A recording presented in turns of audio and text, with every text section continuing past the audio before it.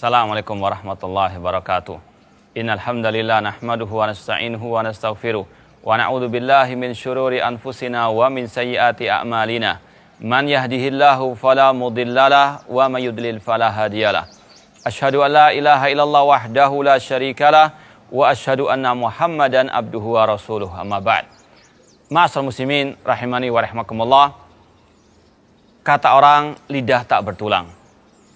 Oleh karena itulah, banyak di antara manusia yang terkadang susah untuk mengendalikan lisannya.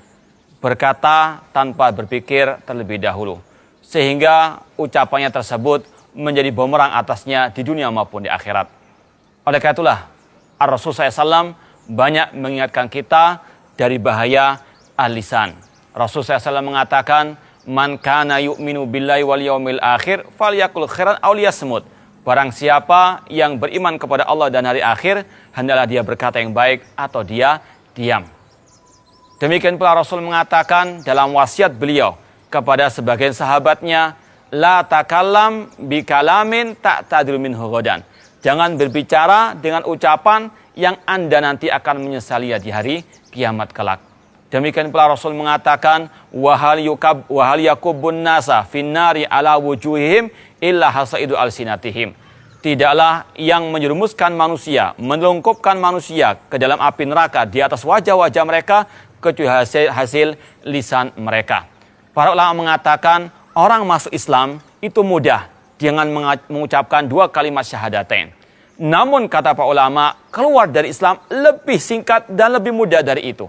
Yaitu diantaranya dengan memperoleh agama Allah Subhanahu wa Ta'ala, dengan mengejek ajaran Rasulullah SAW. Dan sangat disayangkan di hari-hari seperti ini, di zaman seperti ini, banyak orang-orang yang dengan mudah untuk mengolok, mengejek dan mencaci maki agama Allah Subhanahu wa Ta'ala, apalagi juga dia masih berstatus sebagai tokoh masyarakat, tokoh agama. Naudzubillah min dzalik.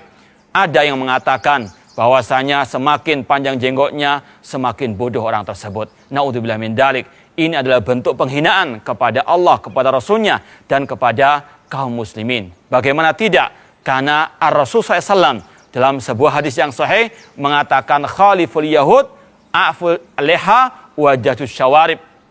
Selisilah orang Yahudi, peliharalah jenggot dan cukurlah kumis. Ini adalah syariat Rasulullah SAW.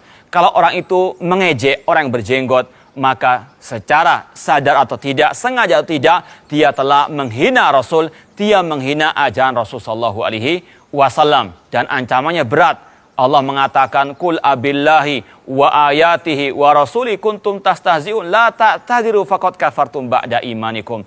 Katakanlah, apakah dengan Allah, dengan ayat-ayatnya, dengan Rasulnya kalian saling memperolok? La ta'tadiru, jangan minta maaf karena kalian telah kafir setelah keimanan kalian. Meskipun kita tidak bisa langsung mengkafirkan orang-orang perorangannya, namun paling tidak itu adalah ucapan kufur yang wajib untuk kita berlepas dari orang tersebut, berlepas daripada ucapan tersebut. Apalagi ma'asyiral muslimin, kalau orang itu menghina orang yang berjenggot, dia telah menghina Ar-Rasul sallallahu alaihi wasallam. Rasul ketika beliau berwudu dalam banyak hadis yang sahih, beliau menyelah-nyelah jenggot beliau. Rasul berjenggot, kalau ada yang menghina orang berjenggot, dia telah menghina Ar-Rasul sallallahu alaihi wasallam. Dan kalau orang itu menghina Rasulullah SAW, cepat atau lambat dia akan diadab di dunia maupun di akhirat. Karena Allah telah mengatakan, Inna syani'aka huwal abtar. Sesungguhnya orang yang memperolok, yang membenci, yang memusuhi Ar-Rasul SAW, maka dia akan terputus. Al-Imam Ibnu Katsir dalam tafsirnya mengatakan, Inna mubghidaka ya Muhammad wa mubghidha ma ji'ta bihi minal huda wa nurisati huwal abtar. Sesungguhnya orang yang memusuhi Nabi Muhammad, yang memusuhi ajaranmu, orang tersebut akan mendapatkan laknat dari Allah, akan mendapatkan adab, terputus dari rahmat Allah Subhanahu wa Ta'ala. Maka bertakwalah wahai orang-orang yang memusuhi ajaran Rasulullah SAW, maka bertobatlah orang-orang yang memperolok, membenci, memusuhi, mengejek ajaran Rasulullah SAW, karena pasti cepat atau lambat kalian akan diberikan sanksi dan akan diberikan adab kalau kalian tidak bertobat kepada Allah Subhanahu wa Ta'ala. Maka sekali lagi, jaga lisan, karena lisan bisa menjadi bumerang di dunia maupun di akhirat bagi orang-orang yang tidak bisa menjaganya. Apalagi memperoleh ajaran Allah, memperoleh ajaran Ar-Rasul sallallahu alaihi wasallam. Sekali lagi Allah berfirman, "Qul abillahi wa ayatihi wa rasulihi kuntum tastazi'un la ta'tadiru faqad kafartum ba'da imanikum." Aqul qouli hadza wa akhiru da'wana anil hamdulillahi rabbil alamin. Wassalamualaikum warahmatullahi wabarakatuh.